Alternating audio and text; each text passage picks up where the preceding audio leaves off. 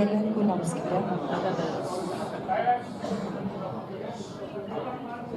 ನನ್ನ ಗಂಟಲಿಗೆ ಸ್ವಲ್ಪ ಸಮಸ್ಯೆ ಆಗಿದೆ. ಸೊ ಒಂದು ವೇಳೆ ಏನಾದರೂ ನಿಮಗೆ ಸರಿಯಾಗಿ ಕೇಳಿಸಲ್ಲ ಅನ್ನೋದಕ್ಕೆ ನಾನು ಈ ಮೈಕಲ್ಲಿ ಮಾತಾಡ್ತಾ ಇದ್ದೀನಿ. ಮೊದಲನೇದಾಗಿ ಮಂಡ್ಯದ ಸಮಸ್ತ ಅಭಿಮಾನಿಗಳಿಗೆ ನನ್ನ ತುಂಬ ಹೃದಯದ ನಮಸ್ಕಾರಗಳು. ಮಾಧ್ಯಮ ಬಂಧು ಮಿತ್ರರಿಗೆ ನಮಸ್ಕಾರಗಳ ಜೊತೆ ಕ್ಷಮೆ ಕೇಳ್ತೀನಿ ತಡವಾಗಿದ್ದಕ್ಕೆ. ಇವತ್ತು ನಿಮ್ಮ ಜೊತೆ ಒಂದಷ್ಟು ಅನಿಸಿಕೆಗಳು, ಒಂದಷ್ಟು ಭಾವನೆಗಳು ಹಂಚ್ಕೋಬೇಕು ಅಂತ ಇಲ್ಲಿ ಬಂದಿದ್ದೀನಿ. ನಿಮ್ಮ ಮೂಲಕ ಈ ಸಂದೇಶ ಇದನ್ನು ನೋಡ್ತಾ ಇರೋ ಸಮಸ್ತರಿಗೂ ನೀವು ತಲುಪಿಸ್ತೀರ ಅಂತ. ಜೀವನದಲ್ಲಿ ಕೆಲವು ಕ್ಷಣಗಳನ್ನು ನಾವು ಹುಡ್ಕೊಂಡು ಹೋಗಿ ಅದನ್ನು ನಮ್ಮದನ್ನು ಆ ಕ್ಷಣಗಳನ್ನು ಏನೇ ಮಾಡಬೇಕು ಅನ್ನೋ ನಿರ್ಧಾರನ ನಾವು ಮಾಡ್ಕೋತೀವಿ. ಆದರೆ ಒಂದೊಂದು ಸಲ ಆ ಕ್ಷಣಗಳೇ ನಮ್ಮನ್ನು ಹುಡುಕೊಂಡು ಬಂದು ಅದೇ ನಿರ್ಧಾರ ಮಾಡುತ್ತೆ ನಾವೇನೇನು ಮಾಡಬೇಕು ಅನ್ನೋದನ್ನು. ನನ್ನ ಜೀವನದಲ್ಲಿ 4 ತಿಂಗಳ ಹಿಂದೆ ನಾನು ಯಾವ ಕ್ಷಣನ ನೋಡಲೇಬಾರ್ದು ಅಂತ ಅಂದ್ಕೊಂಡಿದ್ನೋ ಆ ಕ್ಷಣ ನನ್ನನ್ನು ಹುಡ್ಕೊಂಡು ಬಂದಿತ್ತು. ಆವತ್ತು ಆ ಕ್ಷಣ ನನ್ನ ಮನಸ್ಥಿತಿ, ನನ್ನ ನೋವು ಅದೇನಾಗಿತ್ತು ಅಂತ ನನ್ನ ಸುತ್ತಮುತ್ತ ನನ್ನ ಸನ್ನಿಹಿತರು ಯಾರಿದ್ರು ಅವರೆಲ್ಲರೂ ಗೊತ್ತಿತ್ತು. ಅದರ ಬಗ್ಗೆ ಇವತ್ತು ನಾನು ಹೆಚ್ಚಾಗಿ ಮಾತಾಡಿದ್ರೆ ಅದು ಬೇರೆ ಅರ್ಥ ತಗೊಳ್ಳೋ ಒಂದು ಸಂದರ್ಭ ಸಾಧ್ಯತೆ ಆಗ್ಬೋದು. ಅದು ನಿಮ್ಮೆಲ್ಲರಿಗೂ ಅರ್ಥ ಆಗುತ್ತೆ ಅಂತ ಅಂದ್ಕೊಂಡಿದ್ದೀನಿ. ಆ ಒಂದು ಕತ್ತಲೆಯ ಪರಿಸ್ಥಿತಿ ಮುಂದೆ ಏನು ಮಾಡಬೇಕು, ನಮ್ಮ ಜೀವನಕ್ಕೆ ಇನ್ನೇನು ಅರ್ಥ ಇದೆ, ಈ ಜೀವನನೇ ವ್ಯರ್ಥನ ಅನ್ನೋ ಒಂದು ಯೋಚನೆಗಳು ನನ್ನಲ್ಲಿತ್ತು ಆ ಟೈಮಲ್ಲಿ. ಆವಾಗ ನನ್ನ ಸುತ್ತ ಇವತ್ತು ನೀವೇನು ನೋಡ್ತಿದ್ರು ಇದೇ ಸನ್ನಿಹಿತರು, ಆಪ್ತರು, ಸ್ನೇಹಿತರು, ಕುಟುಂಬದವರು ಇದ್ದರು, ನನಗೆ ಧೈರ್ಯ ತುಂಬ್ತಾ ಇದ್ರು. ಆದ್ರೂ ಮನಸ್ಸಿಗೆ ಸಮಾಧಾನ ಇರಲಿಲ್ಲ. ಈ ಒಂದು ಮನಸ್ಥಿತಿಯಿಂದ ಹೊರಗೆ ಬರ್ತೀನೋ ಇಲ್ವೋ ಅನ್ನೋ ಒಂದು ಪರಿಸ್ಥಿತಿಯಲ್ಲಿದ್ದೆ ನಾನು. ಅವತ್ತು ನನ್ನ ಆತ್ಮಸ್ಥೈರ್ಯನೇ ನನ್ನಲ್ಲಿ ಕಳ್ಕೊಂಡೇನೋ ಅನ್ನೋ ಒಂದು ಭಾವನೆ ನನ್ನನ್ನು ತೀರಾನೇ ಒಂದು ಕುಗ್ಗಿಸ್ತಾ ಇತ್ತು. ಆ ಸಮಯದಲ್ಲಿ ನಿಮ್ಮೆಲ್ರಿಗೂ ಗೊತ್ತು, ಅಂಬರೀಷ್ ಅವರು ಇದ್ದಾಗ ಅವ್ರ ಸುತ್ತ 24 ಗಂಟೆನೂ ಸ್ನೇಹಿತರಿದ್ದರು. ಯಾವತ್ತೂ ಅವರು ಬರೀ ನಾನು, ನನ್ನ ಕುಟುಂಬ, ನನ್ನ ಮನೆ ಅಂತ ಯೋಚನೆ ಮಾಡಿಲ್ಲ. ನಮ್ಮ ಮನೆ ಯಾವತ್ತೂ ತುಂಬಿತ್ತು, ಜನರು ತುಂಬ ಇದ್ದರು. ಆದರೆ ಅವ್ರು ಹೋದ್ಮೇಲೆ ಒಂದಷ್ಟು ಜನ ಕಾಣಲಿಲ್ಲ. ಇದು ನನಗೆ ಶಾಕ್ ಅಂತ ನಾನು ಹೇಳಕ್ಕೆ ಹೋಗಲ್ಲ, ಪ್ರಪಂಚನೇ ಹಾಗೆ ಅಂತ ನನಗೂ ಗೊತ್ತಿದೆ. ಆದರೆ ಆ ಸಮಯದಲ್ಲಿ ನನಗೆ ಧೈರ್ಯ ತುಂಬೋಕ್ಕೆ ನಾವು ನಿಮ್ಮ ಜೊತೆಯಲ್ಲಿದ್ದೀವಿ, ನಿಮ್ಮ ನೋವನ್ನ ನಾವು ಹಂಚ್ಕೋಬೇಕು. ಯಾಕೆಂದರೆ ನಿಮಗಾಗಿರುವಂಥ ನೋವೇ ನಮಗೂ ಆಗಿದೆ, ನಮ್ಮದು ಅದೇ ಮನಸ್ಥಿತಿ ಅಂತ ಹೇಳ್ಕೊಂಡು ನಮ್ಮ ಹತ್ರ ಬಂದಿರೋದು ಮಂಡ್ಯದ ಅಭಿಮಾನಿಗಳು, ಅಂಬರೀಷ್ ಅವ್ರನ್ನ ತುಂಬ ತುಂಬ ಪ್ರೀತಿಸ್ತಾ ಇರುವಂಥ ಮಂಡ್ಯದ ಜನತೆ. ನೀವು ಧೈರ್ಯ ಕಳ್ಕೊಬೇಡಿ, ನಿಮ್ಮ ಜೊತೆಲಿ ನಾವಿದ್ದೀವಿ, ಯಾವತ್ತೂ ಇರ್ತೀವಿ. ಇವತ್ತು ಅಣ್ಣ ಇಲ್ಲ ಅಂತ ನೀವು ಯಾವತ್ತೂ ಅನ್ಕೋಬಾರ್ದು. ನೀವು ಏಕಾಂಗಿ ಅನ್ನೋ ಮಾತು ನಿಮ್ಮ ಬಾಯಿಂದ ಬರಬಾರ್ದು, ನಿಮ್ಮ ಕಣ್ಣೀರು ನೋಡೋಕ್ಕೆ ನಮ್ಗೆ ಇಷ್ಟ ಇಲ್ಲ ಅನ್ನುವಂಥ ಮಾತುಗಳು ಹೇಳಿದರು. ನಿಜವಾಗ್ಲೂ ಅಂಬರೀಷ್ ಅವ್ರನ್ನ ಅವ್ರು ಇಷ್ಟು ಪ್ರೀತಿ ಮಾಡ್ತಾರೆ ಅಂತ ನನಗೆ ಗೊತ್ತಿತ್ತು. ಆದರೆ ಅವ್ರು ಹೋದ್ಮೇಲೂ ನನ್ನ ಮೇಲಾಗಲಿ ಅಭಿಷೇಕ್ ಮೇಲಾಗಲಿ ಇಷ್ಟೊಂದು ಪ್ರೀತಿ ಇಟ್ಕೊಂಡು ಇನ್ನೊಂದು ಮಾತ್ರಕ್ಕೆ ಬರ್ತಾರೆ ಅನ್ನೋದು ನಾನು ಅಂದ್ಕೊಂಡಿರಲಿಲ್ಲ. ಆ ಒಂದು ಸಮಯದಲ್ಲಿ ಕತ್ತಲೆಯಲ್ಲಿ ನನ್ನ ಮನಸ್ಥಿತಿ ಒಂಚೂರು ಸಮಾಧಾನ ಸಿಕ್ತು. ಆಮೇಲೆ ಅವ್ರು ಬರ್ತಾ ಬರ್ತಾ ಅವರೇ ಹೇಳ್ತಾ ಇದ್ರು, ಈ ಒಂದು ಪ್ರೀತಿ ವಿಶ್ವಾಸ ಇವತ್ತಿಂದಲ್ಲ, ಕಳೆದ 45 ವರ್ಷಗಳ ಅವರು ಚಿತ್ರರಂಗದಲ್ಲಾಗಲಿ ಅಥವಾ 25 ವರ್ಷಗಳು ರಾಜಕೀಯ ರಂಗದಲ್ಲಾಗಲಿ ಇದ್ದಾಗ ನಾವೇ ಅವ್ರನ್ನ ಇಷ್ಟು ಪ್ರೀತಿಯಿಂದ ನೋಡಿಕೊಂಡು ಅವ್ರ ಕೈ ಹಿಡಿದು ಬಂದಿದ್ವಿ. ಇವತ್ತಿನ ದಿನ ಅವರಿಲ್ಲ ಅನ್ನೋ ಮಾತನ್ನ ನಾವು ನುಂಗ್ಕೊಳ್ಳೋಕ್ಕೆ ಆಗ್ತಾ ಇಲ್ಲ. ಈ ಒಂದು ನೋವು, ಅವರ ಒಂದು ಸ್ಥಾನ ಏನಿದೆ ಅದರಲ್ಲಿ ನಾವು ನಿಮ್ಮನ್ನೇ ನೋಡ್ತಾ ಇದ್ದೀವಿ, ನೀವೇ ನಮಗೆಲ್ಲ ಅನ್ನೋ ಒಂದು ಮಾತು ಹೇಳ್ಕೊಂಡು ಬಂದರು. ಈ ಮಾತಿಗೆ ಏನು ಹೇಳಬೇಕು ಅನ್ನೋದು ನಿಜವಾಗ್ಲೂ ನನಗೆ ಗೊತ್ತಾಗಿಲ್ಲ. ನಾನಂದರೆ ಈ ಪ್ರೀತಿ ವಿಶ್ವಾಸ ಕಳ್ಕೊಳ್ಳೋಕ್ಕೆ ನನಗೂ ಇಷ್ಟ ಇಲ್ಲ. ಈ ಪ್ರೀತಿ ಇದ್ದೇ ಇರುತ್ತೆ, ನಾವು ಜೀವಂತವಾಗಿ ಇರೋವರೆಗೂ ಇದ್ದೇ ಇರುತ್ತೆ ಅನ್ನೋ ಮಾತನ್ನ ನಾನು ಹೇಳಿದ್ದೆ. ಆದರೆ ಅವರು ಪ್ರೀತಿ ಸಂಬಂಧ ಇದ್ದೇ ಇರುತ್ತೆ, ಇಲ್ಲ ಅಂತಿಲ್ಲ. ಪ್ರೀತಿ ಸಂಬಂಧ ಇದ್ದಾಗ ನಾವು ಬಂದಾಗ ನೀವು ಮಾತಾಡಿಸ್ತೀರಿ, ನೀವು ಬಂದಾಗ ನಾವು ಮಾತಾಡಿಸಿ ಕಳಿಸ್ತೀವಿ ಅಷ್ಟೇ. ಆದರೆ ನಿಮ್ಮ ಸೇವೆನೂ ನಮಗೆ ಬೇಕಿದೆ. ಅಂಬರೀಷ್ ಅವರು ಒಂದಷ್ಟು ಒಳ್ಳೆ ಕೆಲಸಗಳನ್ನು ಮಾಡಿ ಹೋದರು. ಆ ಕೆಲಸಗಳನ್ನು ಮುಂದುವರಿಯೋಕ್ಕೆ ನೀವೇ ಮುಂದಾಗಬೇಕು.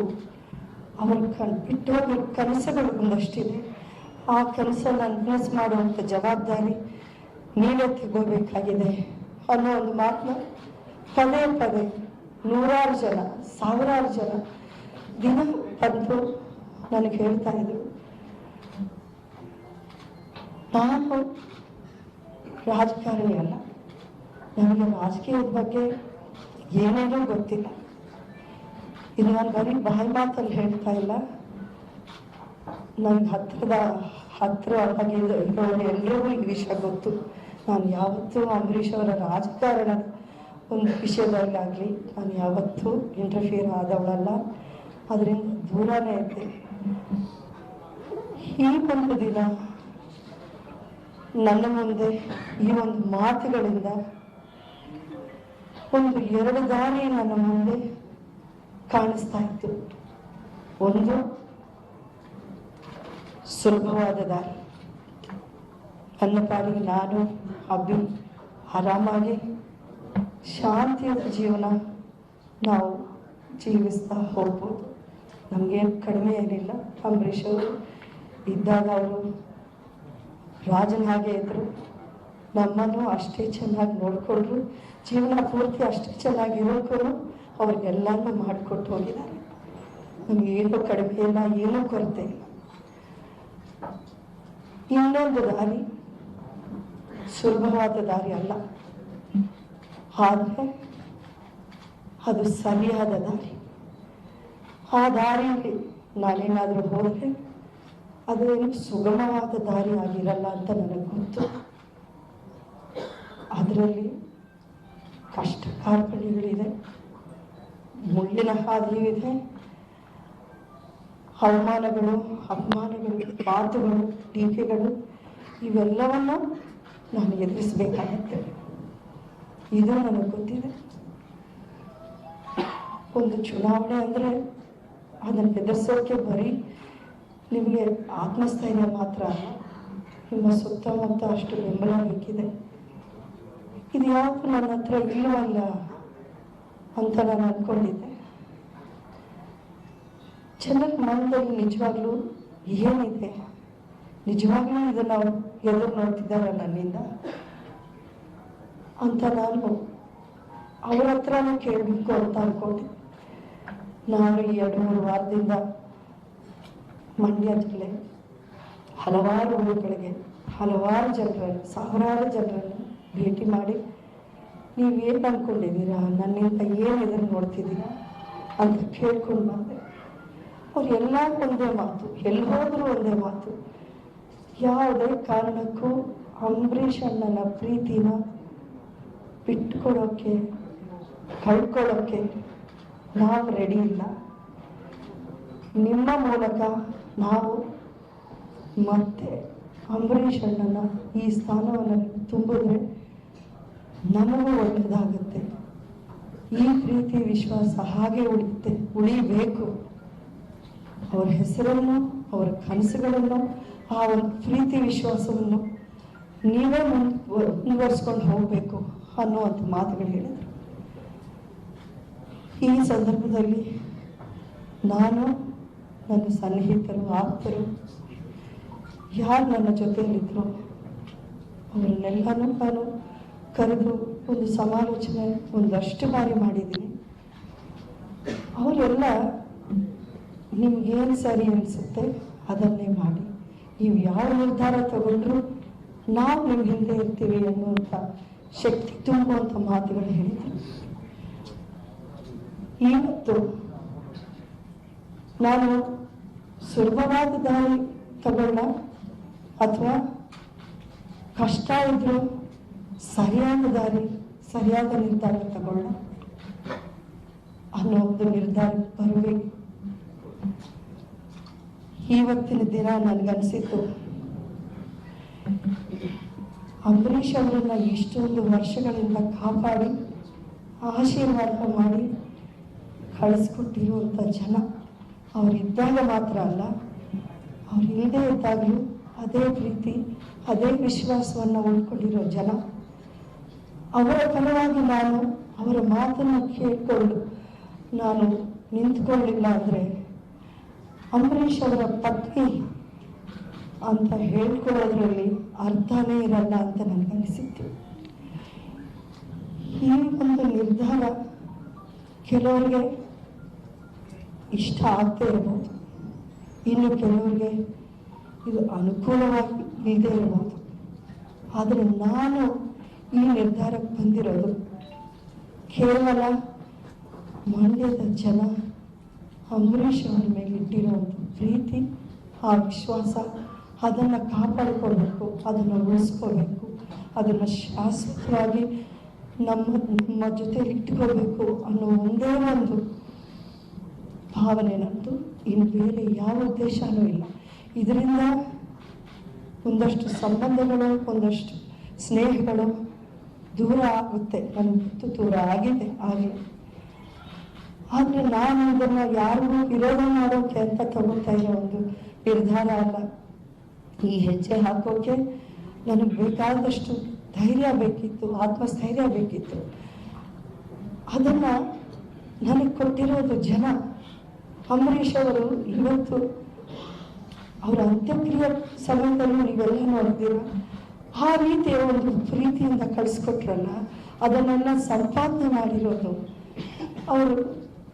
ಅಷ್ಟು ಸುಲಭವಾಗಿ ಅದನ್ನು ಬಿಟ್ಕೊಡ್ತೀರಾ ಅನ್ನೋ ಮಾತು ನನಗೆ ಬಂದಾಗ, ಇಲ್ಲ, ಇದು ಸರಿ ಹೋಗಲ್ಲ. ಇದಕ್ಕೋಸ್ಕರನಾದರೂ ನಾನು ಅಂಬರೀಷ್ ಅವ್ರನ್ನ ಪ್ರೀತಿಸಿ ಕಾಪಾಡಿದ ಜನಕ್ಕೋಸ್ಕರ ನಾನು ಇವತ್ತು ಈ ನಿರ್ಧಾರ ತಗೊಳ್ಳೇಬೇಕು. ಇದರಲ್ಲಿ ಬೇರೆ ಯಾರಿಗಾದ್ರೂ ಏನಾದರೂ ನೋವಾಗಿದ್ರೆ ಅವರನ್ನು ನಾನು ಇಟ್ಟಾಗಿ ನಾನು ಕ್ಷಮೆ ಕೇಳ್ಕೊತೀನಿ. ಯಾರನ್ನು ನೋಯಿಸೋಕೆ ನಾನು ಈ ನಿರ್ಧಾರ ತಗೋತಾ ಇಲ್ಲ. ಅಂಬರೀಷ್ ಅವರ ಅಭಿಮಾನಿಗಳು, ಮಂಡ್ಯದ ಜನತೆನ ನೋಯಿಸಬಾರ್ದು ಅನ್ನೋ ಒಂದು ಕಾರಣಕ್ಕಾಗಿ ನಾನು ಇವತ್ತು ಈ ನಿರ್ಧಾರ ತಗೋತಾ ಇದ್ದೀನಿ. ಸೊ ಅವರಿಗಾಗಿ ನಾನು ಇವತ್ತು ಈ ಬರೋ ಲೋಕಸಭೆ ಚುನಾವಣೆಯಿಂದ ಸ್ವತಂತ್ರ ಅಭ್ಯರ್ಥಿಯಾಗಿ ನಿಂತ್ಕೊಳ್ಬೇಕು.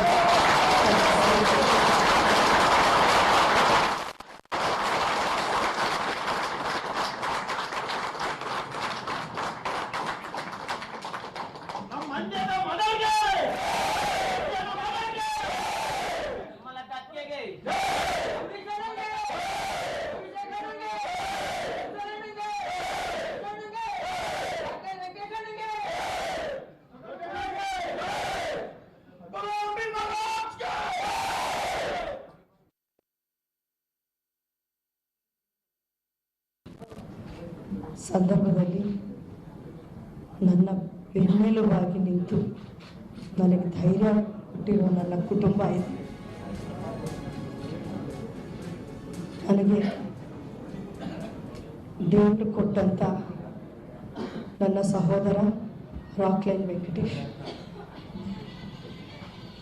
ನನಗೆ ಈ ಸಂದರ್ಭದಲ್ಲಿ ಮಾತ್ರ ಯಾವತ್ತೂ ನನ್ನ ದೊಡ್ಡ ಮಗನಂತೆ ನಿಂತ ದರ್ಶನ್ ಅವರು ಒಂದೇ ಮಾತು ಹೇಳಿದರು, ನೀವು ನನ್ನನ್ನು ಯಾವುದೇ ಕಾರಣಕ್ಕೂ ಯಾವುದೇ ಸಂದರ್ಭದಲ್ಲೂ ಎಂಥ ವಿಷಯಕ್ಕಾಗಿ ರಿಕ್ವೆಸ್ಟ್ ಅನ್ನೋ ಪದ ನೀವು ಬಳಸಬಾರ್ದು, ಆರ್ಡರ್ ಮಾಡಬೇಕು. ನಾನು ನೀವೇ ಕೇಳಿದ್ರು ನಾನು ರೆಡಿಯಾಗಿದ್ದೀನಿ ಅನ್ನೋ ಒಂದು ಮಾತು ಹೇಳಿದರು. ಯಶ್ ನಮ್ಮ ಮನೆಯ ಮಗ, ಅಂಬರೀಷ್ ಅವ್ರಿಗೆ ತುಂಬ ಪ್ರೀತಿ. ಯಶ್ ನನಗೆ ಒಂದೇ ಮಾತು ಹೇಳಿತ್ತು, ನೀವೇನು ನಮ್ಮನ್ನು ಕರೆಯೋದು, ನಾನೇ ಬಂದು ಕೇಳಬೇಕು ನಿಮ್ಮನ್ನು, ನಿಮ್ಗೆ ಏನು ಮಾಡಬೇಕು ನಾನು ಅನ್ನೋ ಒಂದು ಮಾತು. ನಿಜವಾಗ್ಲೂ ಪುಣ್ಯ ಮಾಡಿದ್ದೀನಿ. ಇಂಥ ಒಂದು ಕುಟುಂಬ, ಇಂಥ ಮಕ್ಕಳು ಧೈರ್ಯ ತುಂಬೋಕ್ಕೆ, ನನಗೆ ಶಕ್ತಿ ತುಂಬೋಕ್ಕೆ ಇವತ್ತು ನನ್ನ ಜೊತೆ ಇದ್ದಾರೆ ಅಂತ ಹೇಳೋಕ್ಕೆ. ಇನ್ನು ಮುಂದೆ ನಾನು ಒಂದು ವಿಷಯ ಅಂತ ಹೇಳೋಕ್ಕೆ ಇಷ್ಟಪಡ್ತೀನಿ. ಈ ಒಂದು ದಾರಿಯಲ್ಲಿ ನಾನು ಒಂದು ಮಾತು ಎಲ್ಲರನ್ನೂ ಮನವಿ ಮಾಡ್ಕೊತೀನಿ, ಯಾರಿಗೂ ನೋಯಿಸುವಂಥ ಮಾತುಗಳು ಮಾಡೋ ಅಗತ್ಯ ಇಲ್ಲ. ರಾಜಕಾರಣ ಇರ್ಬೋದು, ಚುನಾವಣೆನೇ ಇರ್ಬೋದು, ಇದರಿಂದ ನಾವು ಜನಕ್ಕೆ ಏನೇನು ಒಳ್ಳೆಯದನ್ನು ಮಾಡಬೇಕೋ ಅದರ ಬಗ್ಗೆ ಮಾತಾಡೋಣ. ಅದನ್ನು ಬಿಟ್ಟು ಪರ್ಸ್ನಲ್ ಆಗಿ ನೋವು ಕೊಡುವಂಥ ಮಾತುಗಳು ಬೇಕಾಗಿಲ್ಲ ಅಂತ ನನಗನ್ಸುತ್ತೆ. ಇವತ್ತು ನಮ್ಮ ಮುಂದೆ ಏನೋ ಒಂದು ಈ ಯಂಗ್ ಜನ್ರೇಷನ್ ಯುವಕರು ಏನಿದ್ದಾರೆ ಅವ್ರಿಗೆ ಮಾರ್ಗದರ್ಶನವಾಗಿ ನಿಂತ್ಕೊಳ್ಬೇಕಾಗಿರೋ ಒಂದು ಜವಾಬ್ದಾರಿ ನಮಗಿದೆ.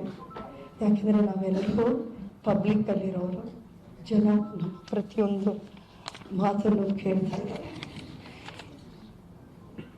ನನ್ನ ಜೊತೆಯಲ್ಲಿ ಇವತ್ತು ಚಿತ್ರರಂಗ ಯಾಕೆ ನಿಂತಿದೆ, ದರ್ಶನ ಆಗಲಿ, ಯಶ್ ಆಗಲಿ, ದೊಡ್ಡಣ್ಣ ಅವರಾಗಲಿ, ಸುದೀಪ್ ಆಗಲಿ, ಇವರೆಲ್ಲ ನನ್ನ ಹಿತೈಷಿಯಾಗಿ ಇದ್ದಾರೆ ಇವತ್ತಂದರೆ ನಮ್ಮಲ್ಲಿ ಒಗ್ಗಟ್ಟಿದೆ. ಯಾವುದೇ ಕಾರಣಕ್ಕೂ ಎಲ್ಲರೂ ಸಿನಿಮಾಗಳು ರಿಲೀಸ್ ಆಗುತ್ತೆ ಸ್ಪರ್ಧೆನೇ, ಆದರೆ ನಾವು ವೈರಿಗಳಲ್ಲ ಅಂತ ತೋರಿಸೋಕೆ ಇವತ್ತು ನಿಮ್ಮ ಮುಂದೆ ನಾವೆಲ್ಲ ಕೂತಿದ್ದೇವಲ್ಲ, ಇದೇ ಒಂದು ದೊಡ್ಡ ನಿದರ್ಶನ. ಹಾಗೆ ರಾಜಕಾರಣದಲ್ಲೂ ನಾವೇನು ವೈರಿಗಳಾಗಬೇಕಾಗಿಲ್ಲ, ಎಲ್ಲ ಒಳ್ಳೆತನದಿಂದನೂ ಒಂದು ಚುನಾವಣೆನ ನಾವು ಫೈಟ್ ಮಾಡ್ಬೋದು ಅನ್ನೋದು ತೋರಿಸೋಣ.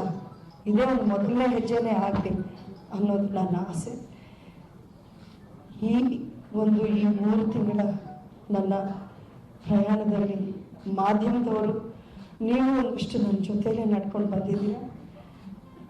ನಿಮ್ಮ ಸಪೋರ್ಟು, ನಿಮ್ಮ ಒಂದು ಈ ಪ್ರೋತ್ಸಾಹ, ಎಂಕರೇಜ್ಮೆಂಟು ತುಂಬ ಶಕ್ತಿ ಕೊಟ್ಟಿದೆ. ನಿಮ್ಮೆಲ್ಲರಿಗೂ ನಾನು ಧನ್ಯವಾದಗಳು ಹೇಳೋಕ್ಕೆ ಇಷ್ಟಪಡ್ತೀನಿ. ಇನ್ನು ಮುಂದೆ ಜನರ ಆಶೀರ್ವಾದ, ದೇವರ ಆಶೀರ್ವಾದ, ಅಂಬರೀಷ್ ಅವರ ಮಾರ್ಗದರ್ಶನ ಇಟ್ಕೊಂಡು ಈ ಒಂದು ಹೊಸ ಪ್ರಯಾಣ ನಾನು ಪ್ರಾರಂಭ ಮಾಡ್ತೀನಿ. ಎಲ್ಲರ ಆಶೀರ್ವಾದ ನನಗೆ ಬೇಕಾಗಿದೆ. ನನ್ನ ಮಾತು ಕೇಳಿ ಇಷ್ಟೊಂದು ಸಾವಧಾನವಾಗಿ ನೀವೆಲ್ಲ ಇಲ್ಲಿ ಕಾಯ್ಕೊಂಡಿದ್ದಕ್ಕೆ ನನ್ನ ಧನ್ಯವಾದಗಳು.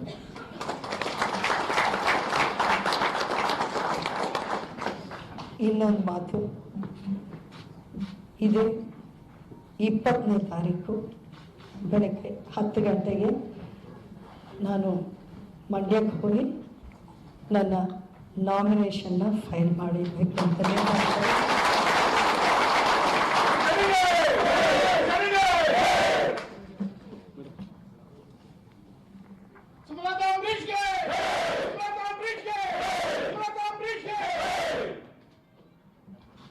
ಈ ಸಭೆಯನ್ನು ಘೋಷಿಸಿ ಅಂಬರೀಶ್ವರ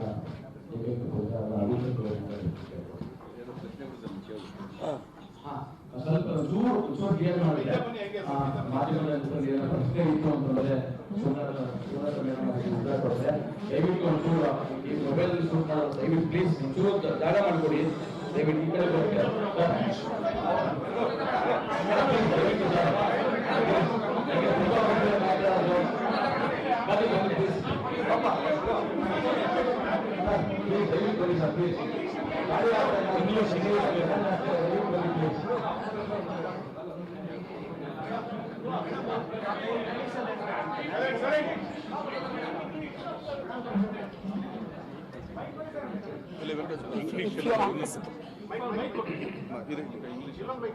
If you could ask me any questions in particular, I would.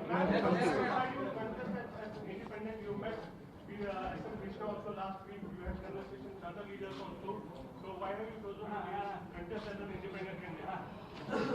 The reason I had gone to meet senior leaders like Mr. SM Krishna or Mr. Siddaramaiah was to explain whatever was happening in Mandya and the decision I was about to take, and to seek their blessings more than anything. It was not to ask them to join any party or such. It was just to seek their advice and blessings regarding my next step. Madam ನಿಮಗೆ ಸಿದ್ದರಾಮಯ್ಯ ಅವರು ಬೆಂಬಲ ಇದೆ ಅನ್ನುವಂತ ಮಾತುಗಳು ಒಂದ್ ಕಡೆ ಕೇಳಿ ಬರ್ತಾ ಇದೆ. ಜೊತೆಗೆ ನೀವು ಬಿಜೆಪಿಯಲ್ಲಿ ಜೊತೆಗೆ ಯಡಿಯೂರಪ್ಪ ಆದಿಯಾಗಿ ಬೆಂಬಲವನ್ನು ಕೇಳಿದ್ರಿ. ಇದಕ್ಕೂ ಈ ಚುನಾವಣೆಯಲ್ಲಿ ಕಾಂಗ್ರೆಸ್, ಜೆಡಿಎಸ್ ಮತ್ತೆ ಬಿಜೆಪಿ ಮೂರು ಪಕ್ಷಗಳಿಂದ ಬೆಂಬಲ ಸಿಗ್ತಾ ಇದೆ ಅನ್ನೋ ಮಾತುಗಳು ಏನಿದೆಯಲ್ಲ ಅದು ನಿಜಕ್ಕೂ ಸಿಗುತ್ತೆ ಅನ್ನೋ ವಾಸ್ತವ ಸಿಗುತ್ತೆ ಅನ್ನೋ ನಂಬಿಕೆ ಇದೆ ನಿಮಗೆ? ನಂಬಿಕೆ ಯಾಕಿದೆ ಅಂದರೆ ಅಂಬರೀಷ್ ಅವರು ಯಾವತ್ತೂ ಪಕ್ಷಾತೀತವಾಗಿದ್ದರು. ಅವ್ರಿಗೆ ಎಲ್ಲ ಪಕ್ಷಗಳಲ್ಲೂ ಅವರ ಸ್ನೇಹಿತರಿದ್ದರು, ಹಿತೈಷಿಗಳಿದ್ದರು. ಅವ್ರಿಗೆಲ್ಲ ಇವತ್ತು ಪ್ರತ್ಯಕ್ಷವಾಗಿ ಅವ್ರ ಪಕ್ಷಗಳಿಂದ ಅವರು ಪರ ಅವ್ರು ನಿಂತ್ಕೋಬೇಕು. ಆದ್ರೂ ನನಗೆ ವಿರುದ್ಧವಾಗಿ ಅವರು ಯಾರು ಏನು ಬಯಸಲ್ಲ ಅನ್ನೋ ನಂಬಿಕೆ ನನಗಿದೆ. ಹಾಗಾಗಿ ಬೆಂಬಲ ಅನ್ನೋದು ಪಾರ್ಟಿಗಳು ಹೇಳಿಕೆಗಳ ಮೂಲಕ ಹೇಳ್ತಾ ಇರ್ಬೋದು, ಆದರೆ ಜನರ ಬೆಂಬಲ. ನಾನು ಇದು ಜನಕ್ಕೋಸ್ಕರ ಮಾಡ್ತಾ ಇರೋದು, ಅಂಬರೀಷ್ ಅವರ ಅಭಿಮಾನಿಗಳಿಗೋಸ್ಕರ ಮಾಡ್ತಾ ಇರೋದು. ಸೊ ಹಾಗಾಗಿ ಜನರ ಬೆಂಬಲ ನನಗಿದೆ, ಆ ಭರವಸೆ ನನಗಿದೆ.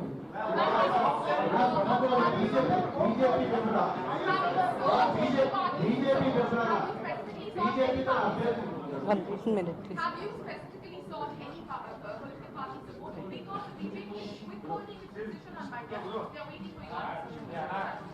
Have you sought? See, the only party I had sought or I wanted a ticket from was the Congress party, as my husband had belonged to the Congress party from the past 20 years or so. So I would have thought it would be the right party for me to seek a seat. But they had replied saying they were in a situation where they could not field a candidate from Mandya as they were in a coalition. Well, I expected the Congress maybe should have put up a fight, because not for me. There are thousands of party workers, Congress party workers in Mandya today who are facing a identity crisis, existence crisis. And they have come to me also requesting, a way out of this for them, because they seem to think that with this decision, Congress party will find it very, very tough to ever come back in that region. And they have worked loyally for Amrish in the party all these years. So it becomes my duty also to stand by them in whatever way I can. And they principally are behind me also.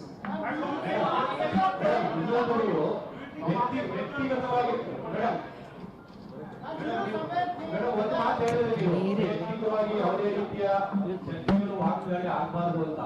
ಆದ್ರೆ ನೀವು ರಾಜಕಾರಣಕ್ಕೆ ಬರ್ತೀರಿ ಅಂತ ಆರಂಭದಲ್ಲಿ ಹೇಳಿದಂತ ಸಂದರ್ಭದಲ್ಲೂ ಕೂಡ ನಿಮ್ಮ ಎದುರಾಳಿಗಳು ನಿಮ್ಮ ಮೇಲೆ ವೈಯಕ್ತಿಕವಾಗಿ ಟಾರ್ಗೆಟ್ ಮಾಡ್ತಾ ಇದ್ದಾರೆ, ಇನ್ನೂ ಕೂಡ ನಿಲ್ಸಿಲ್ಲ.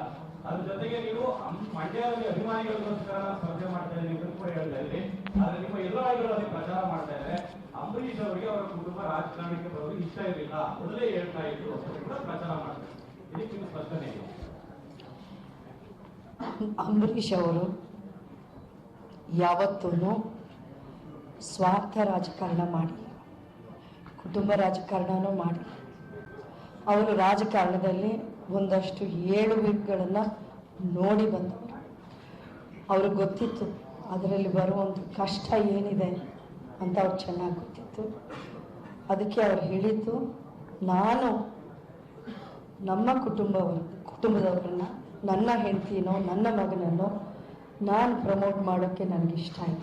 ಬೇರೆಯವ್ರ ಮಕ್ಕಳು ಇದ್ದಾರೆ, ಅವರು ಬರಲಿ ರಾಜಕಾರಣಕ್ಕೆ, ಅವರು ಬೆಳೀಲಿ, ಅವ್ರಿಗೆ ನಾನು ಬೆಂಬಲ ಕೊಡ್ತೀನಿ. ನನ್ನ ಹೆಂಡತಿನೋ ನನ್ನ ಮಗನನ್ನು ನಾನೇ ಆಗ್ತಾ ಇರಲಿ, ಅವ್ರಿಗೆ ಸಾಮರ್ಥ್ಯತೆ ಇದ್ದರೆ ಅವರು ಬರಲಿ, ಅವ್ರ ಕಾಲ ಮೇಲೆ ನಿಂತ್ಕೊಂಡು ಅವರೇ ಒಂದು ಸ್ಥಾನಮಾನ ಪಡೀಲಿ, ಅದಕ್ಕೆ ನಾನು ಬೇಡ ಅಂತಿಲ್ಲ ಅನ್ನೋ ಒಂದು ಮಾತು ಅವರ ಮಾತಿನಲ್ಲಿ ಅರ್ಥ ಅದು. ಇದನ್ನು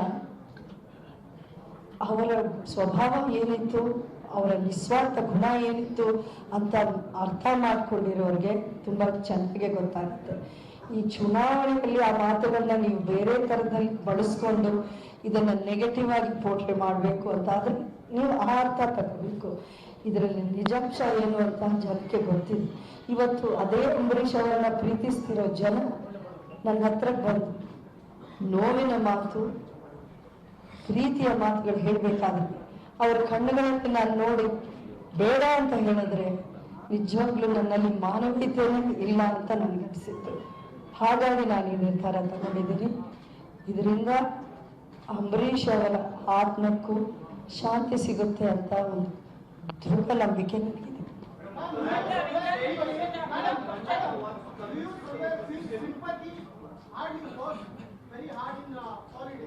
Sympathy will gain your vote percentage in Mandya. Another point, you have blessings from both the parties, Congress and BJP.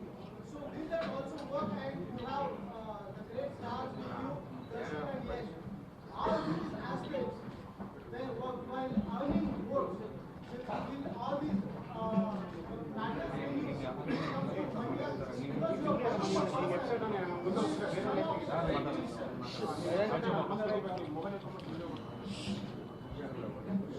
I know sympathy votes are always a factor in this kind of situations, but I would like to make it specifically clear that that's not why I'm here.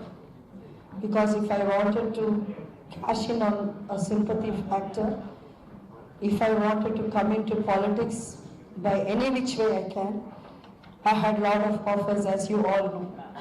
I was suggested to stand from Bangalore North, Bangalore South. I was offered an MLC post, all of which I refused. I have made my stand very clear right from the very beginning that it's Mandya or nothing for me. This might be a more difficult path for me, but I feel this is the right path for me. I am not doing it because I feel I have to win, or I am not doing it because I don't have the fear of losing. ಸೋಲು ಗೆಲ್ಲುವುದು ನಮ್ಮ ಕೈಲಿಲ್ಲ, ಅದು ದೇವರ ಇಚ್ಛೆ, ಜನರ ಆಶೀರ್ವಾದ. ಆದರೆ ನಾನು ನಿಂತ್ಕೊಂಡಿರೋದು ನನ್ನ ಜನ ನನ್ನನ್ನು ಕೇಳಿದಾಗ ಅವ್ರಿಗೋಸ್ಕರ ನಾನು ಸ್ಪಂದಿಸಬೇಕು ಅನ್ನೋ ಒಂದೇ ಒಂದು ಕಾರಣಕ್ಕೆ.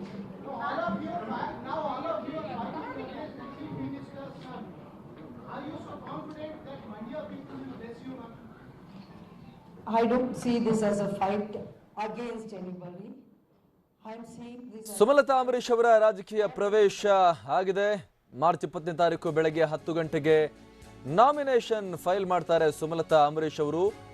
ಸುದ್ದಿಗೋಷ್ಠಿಯಲ್ಲಿ ಈ ವಿಚಾರವನ್ನ ಅಧಿಕೃತವಾಗಿ ಸುಮಲತಾ ಅಂಬರೀಷ್ ಅವರು ಘೋಷಣೆ ಮಾಡಿದ್ದಾರೆ. ಬೆಂಗಳೂರಲ್ಲಿ ಸುದ್ದಿಗೋಷ್ಠಿ ನಡೆಸಿ ಸುಮಲತಾ ಅಂಬರೀಷ್ ಅವರು ಈ ವಿಚಾರವನ್ನ ಘೋಷಣೆ ಮಾಡಿದ್ದಾರೆ. ಸಮಸ್ತ ಸಿನಿಮಾ ರಂಗವೇ ನನ್ನ ಬೆಂಬಲಕ್ಕಿದೆ ಅಂತ ಹೇಳಿ ತಮ್ಮ ಎರಡೂ ಬದಿಯಲ್ಲಿ ದರ್ಶನ್ ಮತ್ತು ಯಶ್ರನ್ನ ಕೂರಿಸಿಕೊಂಡು ಈ ಹೇಳಿಕೆಯನ್ನ ಕೊಟ್ಟಿದ್ದಾರೆ ಸುಮಲತಾ ಅಂಬರೀಷ್ ಅವರು. ನಾನು ರಾಜಕೀಯಕ್ಕಾಗಿ ಯಾವುದೋ ಒಂದು ರಾಜಕೀಯದ ಆಂಬಿಷನ್ ಇಟ್ಕೊಂಡು ಅಥವಾ ಮಹತ್ವಾಕಾಂಕ್ಷೆ ಇಟ್ಕೊಂಡು ಬರ್ತಾ ಇಲ್ಲ. ಬದಲಾಗಿ ನಾನು ರಾಜಕೀಯಕ್ಕೆ ಬರ್ತಾ ಇರೋದು ಅಂಬರೀಷ್ ಅವರ ಲೀಗಸಿ ಏನಿದೆ, ಅವರ ಪರಂಪರೆ ಏನಿದೆ, ಅದನ್ನ ಮುಂದುವರಿಸಿಕೊಂಡು ಹೋಗೋಕೆ.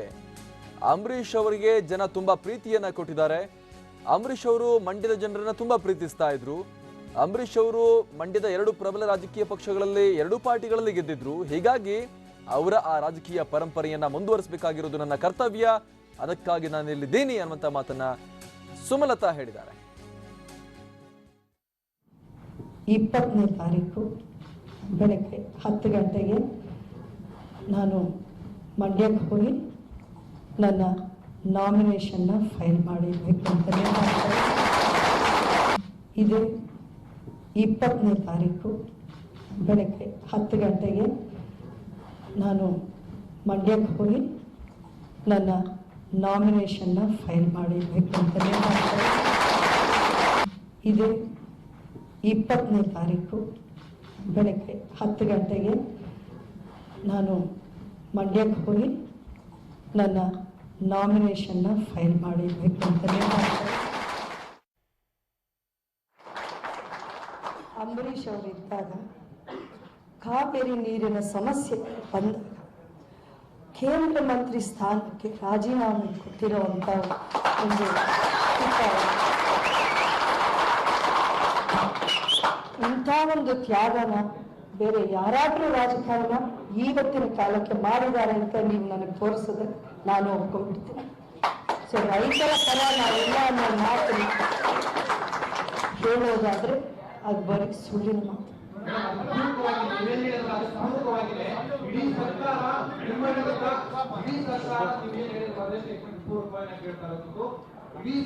ನಿಮ್ಮ ವಿರುದ್ಧ ಹಣದ ಹೊಳೆಯನ್ನ ಹರಿಸಲಿಕ್ಕೆ ಹೊರಟಿದೆ ಅಂತ ಮಾಹಿತಿ ಕೂಡ ಇದೆ. ಸೊ ಆ ಹಣದ ಹೊಳೆಯಲ್ಲಿ ನೀವು ಏನು ಹೋಗ್ತೀರಾ ಅಥವಾ ಎದುರು ನಿಲ್ತೀರಾ? ನೀವಿದ್ದು ನಿಜ ಇರ್ಬೋದು, ನನಗೆ ಗೊತ್ತಿಲ್ಲ. ಹಣದ ಶಕ್ತಿ ನನ್ನ ಹತ್ರ ಅಂತೂ ಇಲ್ಲ. ನನ್ನ ಹತ್ರ ಇರೋದು ಅಂಬರೀಷ್ ಅವರು ಸಂಪಾದನೆ ಮಾಡಿರುವಂಥ ಆಸ್ತಿ, ಆ ಜನಶಕ್ತಿ.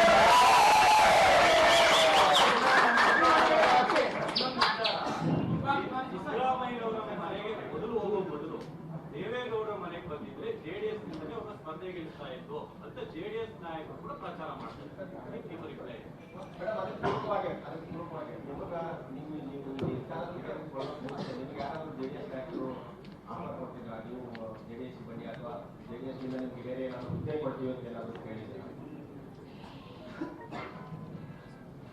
ಅದರ ಪೂರ್ವಕವಾಗಿ ಅಂತ ನೀವು ಕೇಳಿದ್ದು ಅದಕ್ಕೆ ಉತ್ತರ ಕೊಡ್ತೀನಿ.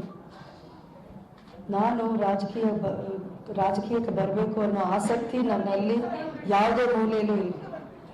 ಇವತ್ತೂ ಇಲ್ಲ ನನಗೆ ರಾಜಕೀಯಕ್ಕೆ ಬರಬೇಕು ಅಂತ. ನಾನು ರಾಜಕೀಯಕ್ಕೆ ಬರಬೇಕು ಅನ್ನೋ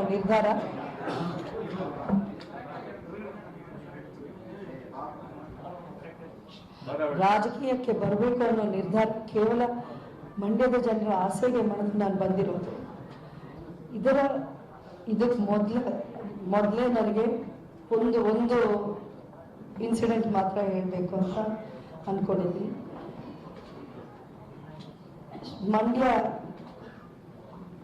ಮಂಡ್ಯದಲ್ಲಿ ಒಂದು ಶ್ರದ್ಧಾಂಜಲಿ ಸಭೆ ಅಂತ ನಾವು ಮಾಡಿದಾಗ ಅದರಲ್ಲಿ ಒಂದು JDS ಕಡೆಯಿಂದ ಯಾವುದೇ ಲೀಡರ್ಸ್ ಆಗಲಿ, ಇನ್ವೈಟೀಸ್ ಆಗಲಿ, ಯಾವ ಮೆಂಬರ್ಸನ್ನು ಬರದೆ ಒಂದು ರೀತಿಯ ಬಾಯ್ಕಾಟ್ ಮಾಡಿ, ಆವತ್ತಿನ ದಿನ ನನಗೆ ರಾಜಕೀಯದ ಬಗ್ಗೆ ಒಂದು ಮೂಲೆ ನನಗೆ ಯೋಚನೆ ಇರಲಿಲ್ಲ. ಇದು ಯಾಕೆ ಹೀಗೆ ಮಾಡಿದ್ರು ಅನ್ನೋ ಒಂದು ನನಗೆ ಬೇಜಾರಾಗಿತ್ತು. ಸ್ವಲ್ಪ ಜನಕ್ಕೂ ಬೇಜಾರಾಯಿತು, ಯಾಕೆ ಯಾರೂ ಬಂದಿಲ್ಲ, ಏನು ತಪ್ಪು ಮಾಡಿದ್ದೀವಿ ನಾವು ಅಂತ ನನಗೆ ಅರ್ಥ ಆಗಿಲ್ಲ ಆವತ್ತು. ಆದರೆ ಅದರ ಹಿಂದೆ ಒಂದು ರಾಜಕೀಯವಾದ ಏನಾದರೂ ಅರ್ಥ ಇದೆ ಅನ್ನೋದು ಆಮೇಲೆ ಅರ್ಥ ಆಗ್ತದೆ, ಆವಾಗ ಗೊತ್ತಾಗ್ತದೆ. ಆಮೇಲೆ ನೀವೇ ಮಾಧ್ಯಮಗಳು ಹೋಗಿ ಕೇಳಿದಾಗ ಅವರ ನಾಯಕರು ಏನಂದರು, ಸುಮಲತಾ ಅವರು ನಮ್ಮ ಪಕ್ಷದವರಲ್ಲ, ಅಂಬರೀಷ್ ಅವರು ಕಾಂಗ್ರೆಸ್ ಪಕ್ಷದಲ್ಲಿದ್ದರು. ಸೊ ನಮ್ಮ ಪಕ್ಷದಲ್ಲಿ ನಾವು ಯಾಕೆ ಆಫರ್ ಕೊಡೋಣ, ಮಂಡ್ಯ ಅನ್ನೋದು JDS ಭದ್ರಕೋಟೆ ಆಗಿದೆ, ನಮ್ಮದೇ 8 ಜನ MLAಗಳಿರ್ತೀವಿ ನಾವು. ಹಾಗಾಗಿ ನಮ್ಮ ಅಭ್ಯರ್ಥನೆ ನಾವು ಇಲ್ಲಿಂದ ಕಣಕ್ಕಿಳಿಸ್ತೀವಿ, ಸುಮಲತಾ ಅವರಿಗೆ ನಾವು ಯಾಕೆ ಕೊಡೋಣ ಅನ್ನೋ ಒಂದು ಮಾತು ನಿಮ್ಮ ಮಾಧ್ಯಮಗಳ ಮೂಲಕನೇ ನನಗೂ ಗೊತ್ತಾಗಿರೋದು. ಹಾಗಾಗಿ ನಾನು ಈ ವಿಚಾರವಾಗಿ ಅವರನ್ನು ನಾನು ಅಪ್ರೋಚ್ ಮಾಡೋದ್ರಲ್ಲಿ ಯಾವುದೋ ಒಂದು ಅರ್ಥ ಇಲ್ಲ ಅಂತ ನನಗೆ ಆ ಸಂದೇಶ ಆಗ್ಲಿಕ್ಕೆ ಗೊತ್ತಾಯಿತು.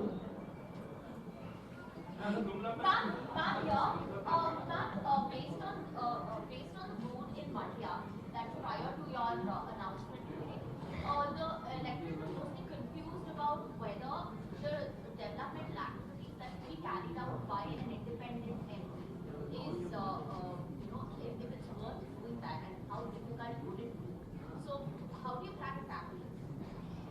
I think I'm here, that's what I'm here to prove. That if you have a will, there is a way. Definitely, I will put all my goodwill, all goodwill that Amrish had earned over these years to good use for the people of Mandya to the best of my ability. I'm going to sincerely work for them. I'm going to fight for Mandya. This is my fight for Mandya, not fight against anybody.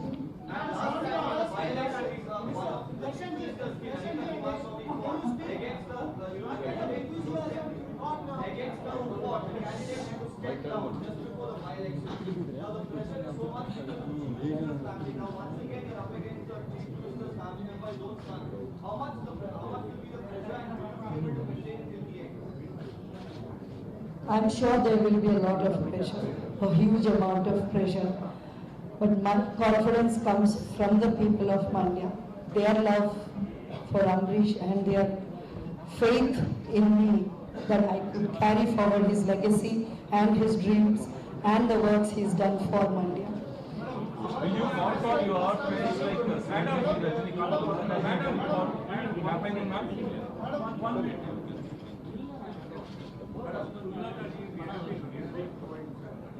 Very ardently, you are not opening your card as of yet.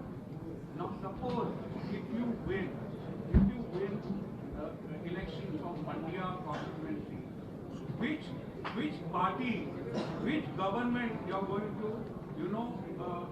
support? That is my question. See, I have very clearly stated right from the beginning that I have reached this decision only for people based on what they want from me and what they expect from me. So if such a situation arises, I will ask the people of Mandya what Sumalata has to do for them. If they advise me, join this party or that party, I will abide by their wishes. If they say no, I will also say no. Will you ask for your friends like Chiranjeevi, Rajinikanth, Kamal, colleagues for campaigning support?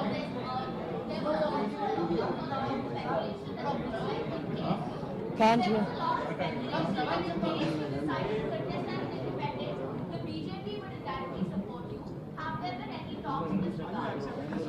See, I have only been hearing some statements of support from BJP leaders, in the media. I have not spoken to any of them regarding this, but to answer that question, I have support, I think, of a lot of groups in Mandya. They will come out in support of me, which you will know in the future, in the coming days. And I mean, as an independent, I know it's a mammoth task. I'm taking on a huge might. It's not going to be an easy way. Easiest option for me would have been to join a party and, they would have taken care of everything. But you have to understand that I've opted to take the difficult path here because I have heeded the people's request. That is why,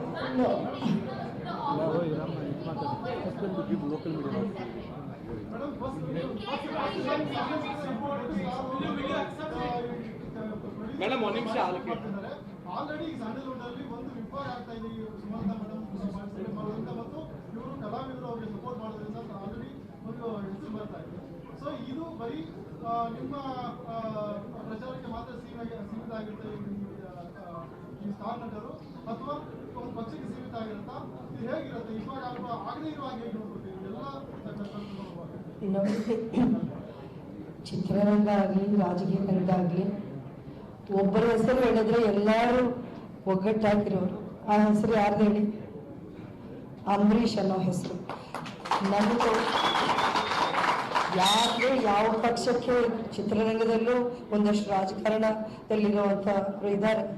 but Ambareesh ಪಕ್ಷಕ್ಕೆ ಎಲ್ಲರೂ ಸೇರಿದವರು, ಯಾರು ಬೇರೆ ಅವರಲ್ಲ. ನಾವೆಲ್ಲರೂ ಅಂಬರೀಷ್ ಪಕ್ಷದವರೇ ಅನ್ನುವಂಥ ಮಾತುಗಳೇ ಅವ್ರ ಬಾಯಿಂದ ಬರುತ್ತೆ ಹೊರತು ಅಂಬರೀಷ್ ವಿರುದ್ಧವಾಗಿ ಯಾರು ಏನು ಹೇಳಿಲ್ಲ. ಮುಖ್ಯಮಂತ್ರಿಗಳು ಮತ್ತೆ ಅವರ ಮಗರು ಸಹ ಚಲನಚಿತ್ರ ಮಾಧ್ಯಮದ ಮೂಲಕವೇ ಅವ್ರೀಗ ಫೀಲ್ಡ್ ಬಂದಿರೋ ಕಾರಣಕ್ಕೋಸ್ಕರ ನೀವು ಬೈಫರ್ಕೇಶನ್ ಆಗೋದಿಲ್ಲ ಅಂತ ಯಾವ ಗ್ಯಾರಂಟಿಗಳು ಹೇಳ್ತಿದ್ದಾರೆ? ಅವರು ಸಹ ತಮ್ಮ ಅಧಿಕಾರವನ್ನು ಬಳಸಬಹುದು. ಈಗ ಅವರು ಸಹ ಈ ಫೀಲ್ಡ್ ಅಲ್ಲಿ ಇರೋ ಕಾರಣಕ್ಕೋಸ್ಕರ ನೀವು ಅದು ವಿಭಜನೆ ಆಗೋದಿಲ್ಲ ಅಂತ ಏನ್ ಗ್ಯಾರಂಟಿ ಆಗ್ತದೆ? ನಾನು ಆಗಲೇ ಹೇಳಿದ್ದೀನಿ, ಒಂದು ಚುನಾವಣೆ, ಒಂದು ರಾಜಕಾರಣದಿಂದ ನನಗೆ ಸಂಬಂಧಗಳು, ಸ್ನೇಹಗಳು ಹಾಳು ಮಾಡ್ಕೊಳ್ಳೋಕೆ ಇಷ್ಟ ಇಲ್ಲ.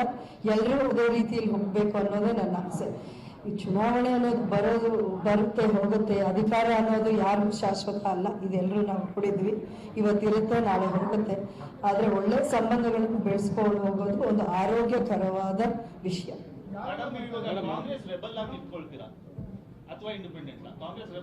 ಕಾಂಗ್ರೆಸ್ ರೆಬಲ್ ಅನ್ನೋ ಮಾತೇ ಬರಲ್ಲ. ಯಾಕಂದ್ರೆ ನಾನು ಯಾವತ್ತೂ ಯಾವ ಪಕ್ಷಕ್ಕೂ ನಾನು ಮೆಂಬರ್ ಆಗಿರ್ಲಿಲ್ಲ.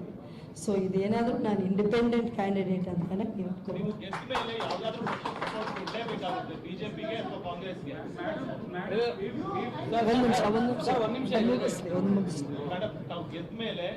ಎರಡರಲ್ಲಿ ಒಂದು ಇದು ಸೆಂಟ್ರಲ್ ಕೊಲಿಷನ್ಗೆ ಸಪೋರ್ಟ್ ಕೊಡಲೇಬೇಕಾಗುತ್ತೆ. ಇದರ NDA ಕಾಂಗ್ರೆಸ್ ಇದಕ್ಕೆ ನೀವು ಇಂಡಿಪೆಂಡೆಂಟ್ ಆಗಿ ನಿಂತ್ಕೊಂಡು ಮಂಡ್ಯ ಜನಕ್ಕೆ ಎಷ್ಟು ಸಹಾಯ ಮಾಡಕ್ ಸಾಧ್ಯ? ನೀವು ಎರಡರಲ್ಲಿ ಒಂದು ಪಕ್ಷಕ್ಕೆ ಸಪೋರ್ಟ್ ಕೊಡಲೇಬೇಕು. ಗೆದ್ಮೇಲೆ ಯಾವ್ದು ಕೊಡ್ತೀರಾ?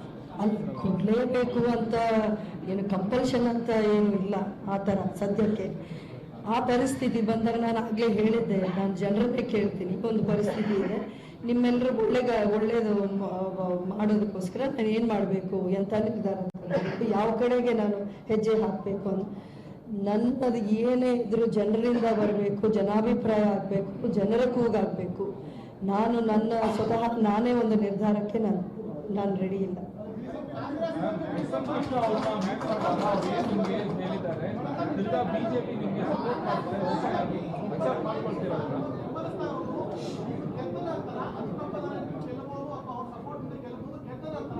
ನಮ್ಮ ಪಕ್ಷಕ್ಕೆ ಸೇರ್ತಾರೆ ಅಂತ ಮಹಾರಾಷ್ಟ್ರ ಎರಡೂ ಪಕ್ಷದ ನಾಯಕರಿದೆ.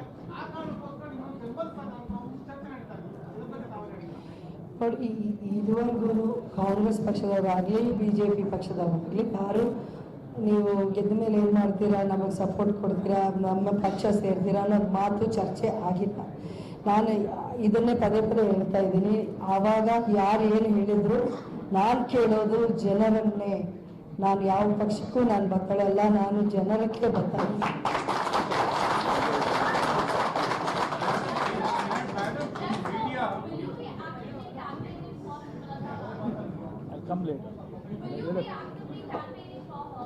No, ask her questions. Well, come later. We'll talk later. Let them all finish.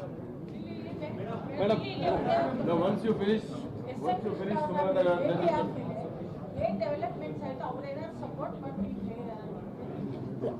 ನಾನು ಅದು ಒಂದು ಸೌಜನ್ಯದ ಭೇಟಿಯಾಗಿತ್ತು. ನಾನು ಅವರ ಆಶೀರ್ವಾದ ಪಡೆಯೋಕೆ ಅಂತ ನಾನು ಹೋಗಿದ್ದೆ. ಅವರು ಗುಡ್ ವಿಶಸ್ ಹೇಳಿ ಕಳಿಸಿದ್ರು. ಒಳ್ಳೆ ನಿರ್ಧಾರ ಇದು, ನೀವು ಧೈರ್ಯವಾಗಿ ಮುಂದೆ ಹೋಗಿ ನೀವೇ ಗೆಲ್ತೀರಾ ಅನ್ನೋ ಒಂದು ಮಾತನ್ನ, ಒಂದು ಧೈರ್ಯದ ಮಾತುಗಳು ಹೇಳಿದ್ದಾರೆ.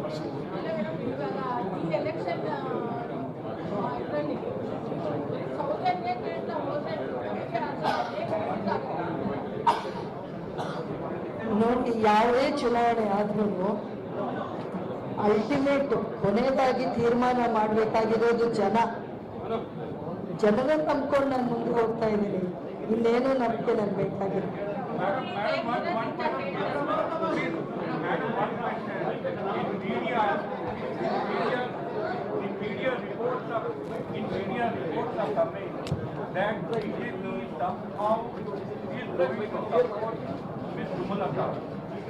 The kind of reports we have read is that BJP may decide not to, field any candidate. So if that situation arises, will you accept that offer coming from BJP or some kind of a indirect support coming from the BJP? As of now, I have not got any official communication from BJP as to whether they are going to field a candidate or not. So if I get to know of that, I can answer this question for you. ನಾನು independent ಆಗಿ ನಿಂತ್ಕೋತಾ ಇದ್ದೀನಿ. So ಎಲ್ಲ ಹಿರಿಯರ ಆಶೀರ್ವಾದ ನನಗೆ ಬೇಕಿದೆ. ಪ್ರಚಾರಕ್ಕೆ ಬರೋದಾದ್ರೆ ನಾನು ಖಂಡಿತ ಸ್ವಾಗತಿಸ್ತೀನಿ.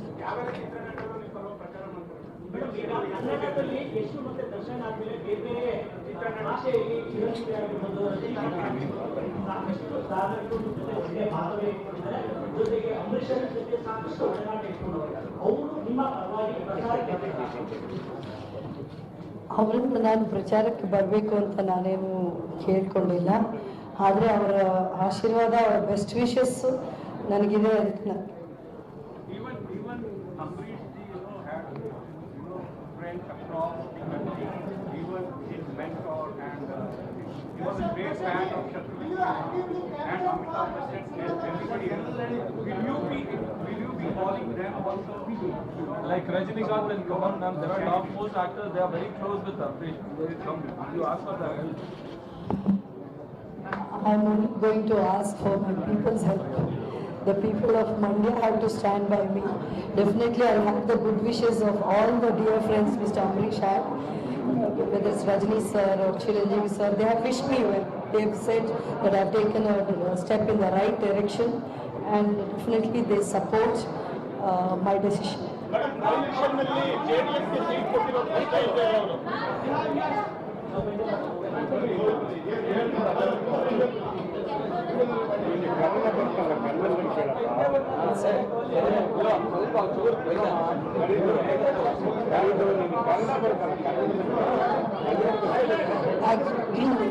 ನೀವು ಈ ಸಂದರ್ಭದಲ್ಲಿ ಇನ್ನೊಂದು ಮಾತು ಕೇಳಲಿಲ್ಲ, ಆದರೂ ನಾನು ಹೇಳ್ತೀನಿ. ನಿಮ್ಮ ಪರವಾಗಿ ಯಾರ್ಯಾರು ಬೆಂಬಲಕ್ಕೆ ನಿಂತಿದ್ದಾರೆ ಏನು ಅನ್ನೋದನ್ನ ಖಂಡಿತ ನನ್ನ ಭರವಸೆ, ನನಗೆ ನಂಬಿಕೆ ಇದೆ. ನೀವು ರೈತರ ಬಗ್ಗೆ, ರೈತರ ಸಮಸ್ಯೆ ಬಗ್ಗೆ ನಿಮಗೆ ಕಾಳಜಿ ಇದೆ ಅಂತ ಒಬ್ಬರು ಮಾಧ್ಯಮ ಮಿತ್ರರು ಕೇಳಿದರು. ಇವತ್ತಿನ ದಿನ ರೈತರ ಸಂಘ ಪಕ್ಷನು ನನ್ನ ಬೆಂಬಲಕ್ಕೆ ನಿಂತ್ಕೊಂಡಿರ್ಬೋದು ಅನ್ನೋ ಒಂದು ನಂಬಿಕೆ, ಒಂದು ನಂಬಿಕೆ ನನಗೆ. ಅವರು ನಮ್ಮ ಜೊತೆಲಿ ಬರ್ತೀವಿ ಅನ್ನೋ ಒಂದು ಮಾತನ್ನ ಹೇಳಿದ್ದಾರೆ. ಅದನ್ನು ನಾನು ಎದುರು ನೋಡ್ತೀನಿ. ಸಪೋರ್ಟ್ ಕೊಡ್ತಾ ಇದ್ದಾರೆ.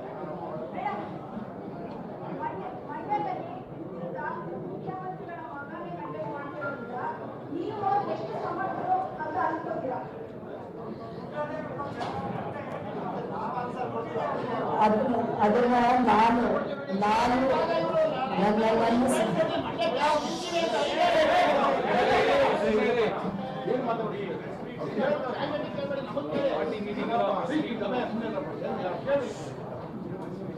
ಅಲ್ಲ, ಈ ವಿಷಯ ನನ್ನ ಸಾಮರ್ಥ್ಯತೆ ಏನು ಅನ್ನೋದು ಜನ ತೀರ್ಮಾನಿಸಬೇಕೇ ಹೊರತು ನಾನು ಹೇಳ್ಕೊಳ್ಳೋದು.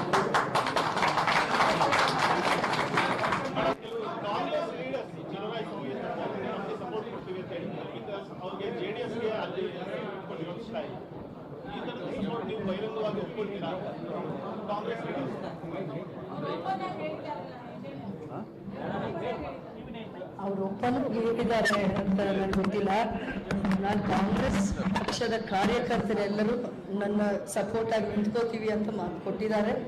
ನಾನು ಎಲ್ಲರ ಸಪೋರ್ಟ್ ನಾನು ಸ್ವಾಗತಿಸ್ತೀನಿ.